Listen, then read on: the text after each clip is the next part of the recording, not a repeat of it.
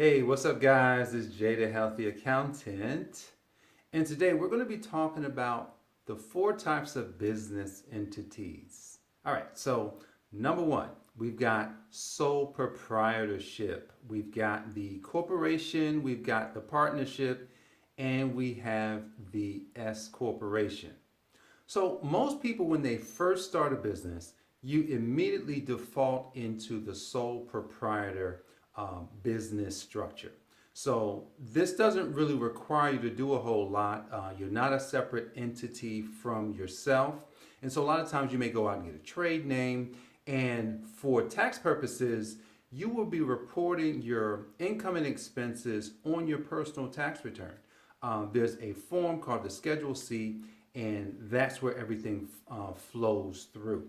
Now, you've got the corporation, which is a separate filing. You would file with your state, and that particular entity. Typically, a lot of bigger businesses do corporations. Now, there's a few reasons why we would use a corporation inside of a very small business, but that's through a lot of structuring and planning based on different things that you may be doing to help you to maximize all of your tax dollars. So a lot of times, most people won't be a C corporation, which is the name of the first level of corporation. Most people won't do that. But a lot of people will elect to be an S corporation. Now, the S corporation is by far one that has the most advantages for small businesses. And so you could either start a corporation and then elect out to be an S corporation. There's a form called Form 2553, which you can find on the IRS's website. And when you do that, you can fill that form out, send it back to the IRS, and then they will send you back a determination and say, hey, you've been accepted, you're now an S corporation. Before I get into some of the details of all of these, I'm just going to finish up with the last business entity, which is partnership. So partnerships, similar to a corporation, you have to set that up with your state. It's called the Articles of Organization for partnership. That's usually when you have at least two people working together. A lot of lawyers, even accounting firms, used to do partnerships all the time. And so that was the default setting because now you've got two individuals that may be self-employed working together. And inside of a partnership, you can basically divvy up everything and then disperse out all of the income and expenses to each partner separately based on the percentages or based on some specific amount that each partner is supposed to get at the end of the year. So now you have the LLC. The LLC is it's like that business entity that can do everything. It can be a corporation, it can be a sole proprietor, it even can be a partnership and an S corp. So here's how an LLC works. You go to your state, you file an LLC, and it's just and so you file it, you're ready to do business. Now you have this entity. Now, but here's the thing. Your LLC will default to a sole proprietor, which remember I told you the sole proprietor reports on your personal tax return. So because you're one person, that's just what the IRS said. So that's how the LLC will be a sole proprietor.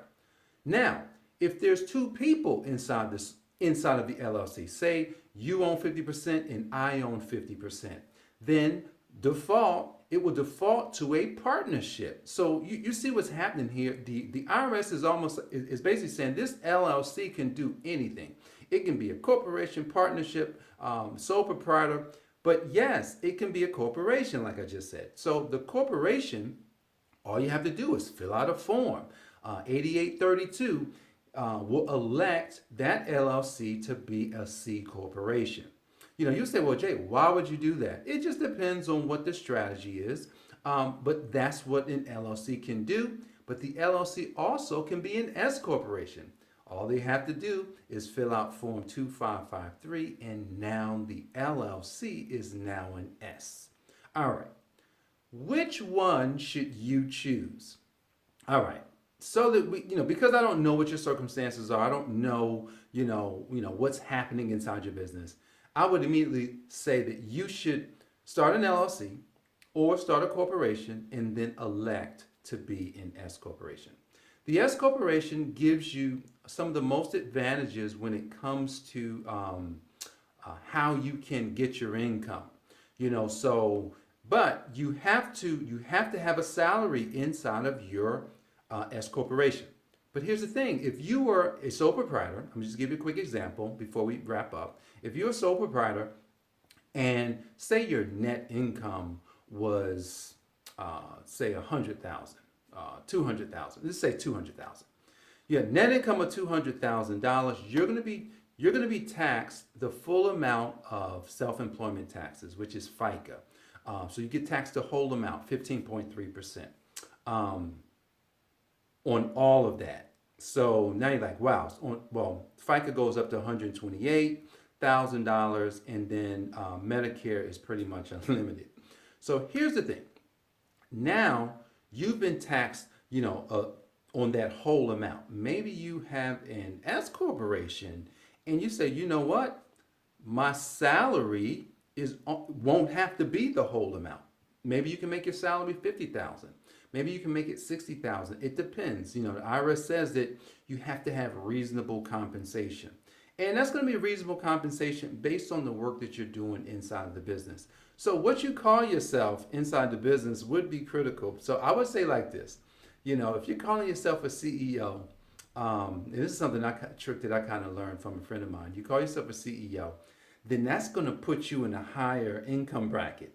If you call yourself like a manager, if you call yourself like, if I just call myself an accountant inside of my business, then reasonable compensation for an accountant could be $35,000 a year, could be $40,000 a year. You see how that works? It's going to depend on how you are looking at yourself inside the business. So that's like a trick. That's a trick that you can use to keep to basically try and keep your income as low as you can.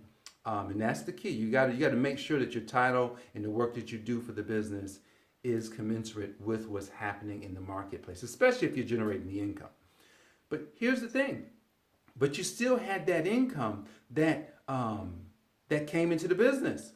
You can take a tax-free distribution from the business for the rest of the amount of money. It doesn't have to be the whole amount, but for the rest of the amount. Now, you're still going to be taxed, meaning you're still going to be taxed ordinary income taxes, but you won't be taxed FICA. You won't be taxed Social Security and Medicare the way that you were taxed as a sole proprietor when you were defaulted as an LLC. See how that works? Like, I don't have the specific numbers in front of me, but you could save, there's scenarios where you could save, $20,000, from shifting how you report your income. Like, that's significant. That $20,000 would have gone to the IRS. Instead of it going to the IRS, you're going to bring that home, you're going to stick that in your pocket, and now you're going to be able to say, you know what? I am so glad I went and got some planning. So guys, those are 4 types of entities. I definitely didn't cover everything, but here's the thing. If you want to learn more about this, you can go back to the video, the tax mistakes, and you can find that at tax-plan.com/free-video. You got it? So tax-thethehealthyaccountants.com/free-video. You can watch all of the explanations of all of this over and over. But you definitely want to check that out, or you can schedule a call and then we can definitely discuss your situation and see how you can begin savings. Guys, I look forward to seeing you in the next video. This is Jay Moore, the Healthy Accountant. Take care.